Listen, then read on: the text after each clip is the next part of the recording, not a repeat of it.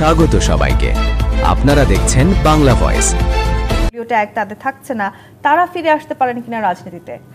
আচ্ছা দেখুন, আপনারা যে প্রশ্নগুলো করেন আমি না খুব অবাক হই কেন মানুষের এই আলোচনা শুনলেও আমি আসলে অবাক হই। কারণ আপনি বাংলাদেশে মানে যে ভোটের যে পার্সেন্টেজের হিসাব গত 53 বছরের মিনিমাম 30% ভোট আছে আওয়ামী লীগের। এখন আপনি কি 30% লোক অর্থাৎ 20 কোটি ধরলে কত হয়? 30% 20 কোটি ধরলে 6 কোটি মানুষ, 6-7 কোটি, আপনি কি তাকে বঙ্গোপসাগরে ফেলে দেবেন? মানে আসলে কি বলেন আপনারা? আমি না আপনাদের প্রশ্ন বুঝি না তন্নি, আই এম সরি, আমি আপনাদের প্রশ্ন আসলে বুঝি না। মানে আপনি কি 6 কোটি মানুষকে বঙ্গোপসাগরে ফেলে দেবেন? তো ফেলে দেন, ফেলে দিয়ে তারপর বসেন ওই চেয়ারে, তারপর আলোচনা করি। সেই সুযোগ তো নেই। আমি বুঝি না আপনাদের কথা। এটাও বলেছেন বিএনপি জামাতে আমাদের আপত্তি নেই, আওয়ামী লীগের সঙ্গে সখ্যতা মানবেন না তারা।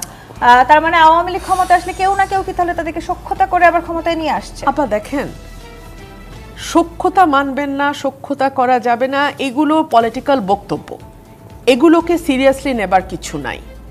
ওনারা বাংলাদেশের নাগরিক। তাহলে এক কাজ করেন, আপনারা এক কাজ করেন, এই সরকারকে বলেন আওয়ামী লীগের সমর্থক ভোটার সকলের একটা তালিকা করতে, তালিকা করে ওনাদের নাগরিকত্ব বাতিল করেন। মানে আপনাদের প্রশ্নের উত্তর তো আমি আর বুঝি না, এর বেশি কিছু কি দিব আপনাদের প্রশ্নের উত্তর? আমি আসলেই বুঝি না।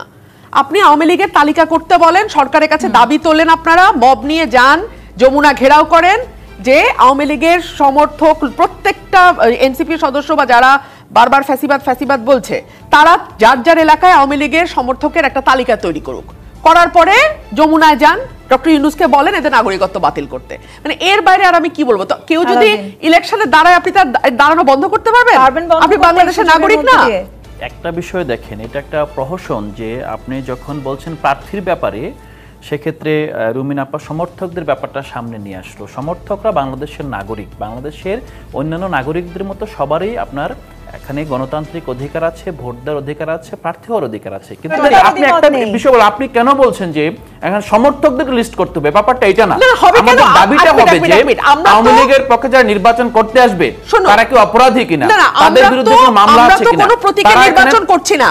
দেখেন বাংলাদেশে কিন্তু নির্বাচন হচ্ছে নাকি, তাই তো আলোচনা। না রুমিন আপা যে বিষয়টাকে এড়িয়ে যাচ্ছেন সেটা হলো যে বাংলাদেশে এড়িয়ে যাচ্ছে না ভাই, 17 বছরে কিছু এড়াই নাই। আমাদের প্রতীক ছাড়া নির্বাচন হচ্ছে। এখন কেউ যদি দাঁড়িয়ে যায়, সে ধরলাম আওয়ামী লীগের সমর্থক, কারণ এখন তো সমর্থক ছাড়া কিছু বলতে পারবো না, কারণ প্রতীক নাই। তো প্রতীক থাকলে আমি নেতা বলতাম, প্রতীক তো নাই। সো এখন আমি বলবো আওয়ামী লীগ ভাবাপন্ন কেউ দাঁড়াচ্ছে, তবে সেটা আটকাবেন কি করে? না এটা তো এখানে আটকানোর ব্যাপারটা এখানে আসছে না।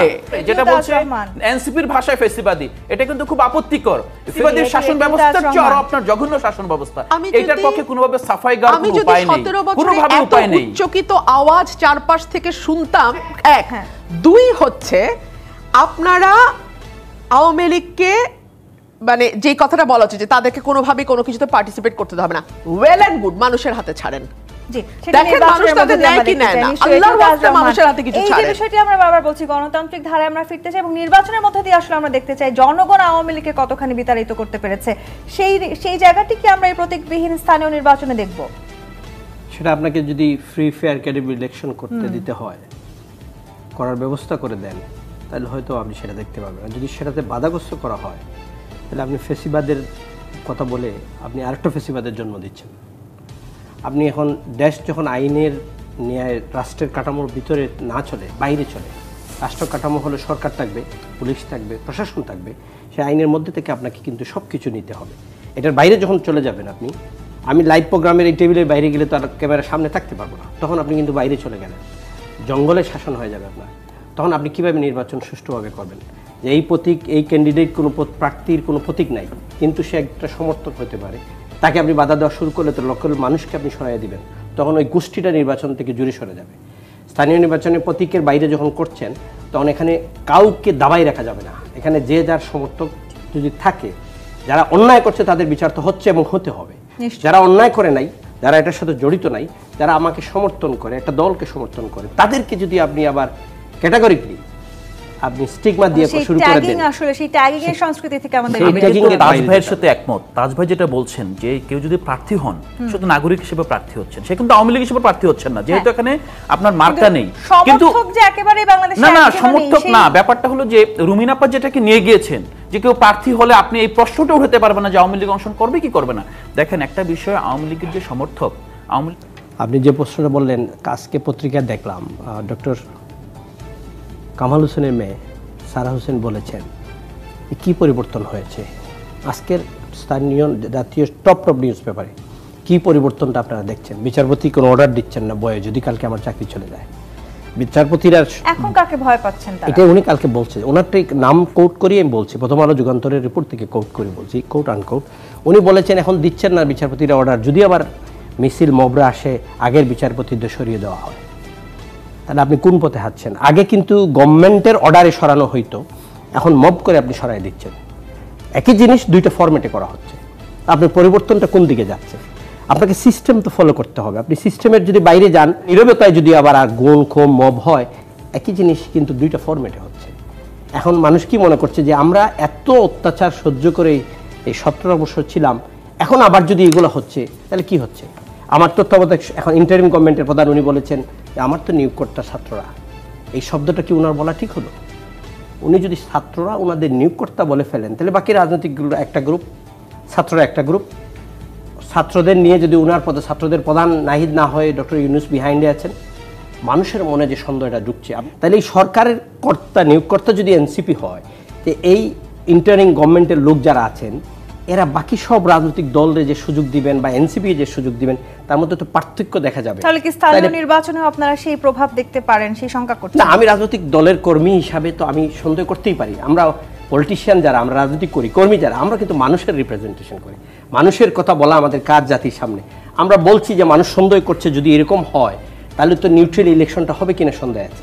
কারণ আপনি তৈরি করে ফেলেছেন, আপনি তো নিজেই বলেছেন এনসিপি ছাত্ররা আমার নিয়োগকর্তা, আর বাকি কেউ নিয়োগকর্তা নেয়।